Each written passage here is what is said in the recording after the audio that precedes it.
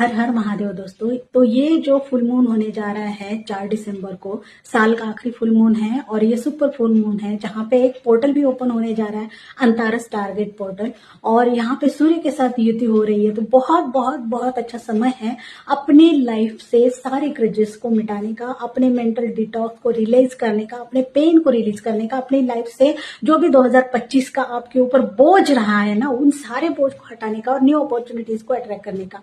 तो new opportunities को attract करने के लिए एक रिचुअल मैं आपको बता देती हूँ। कांच के ग्लास में पानी भर लीजिए और आपकी गैलरी में खड़े हो जाइए जहां पे से भी आपकी चंद्रमा की रोशनी आती है वहां पे, और उस पानी में आपको सिंपली इतना बोलना है कि मैं अपनी लाइफ में ढेर सारा सक्सेस अट्रैक्ट कर रहा हूँ, मैं अपनी लाइफ में अच्छे लोगों को, अच्छे अपॉर्चुनिटीज को, न्यू अपॉर्चुनिटीज को अट्रैक्ट कर रहा हूँ। ऐसा बोल के उस पानी को आप पी लीजिए।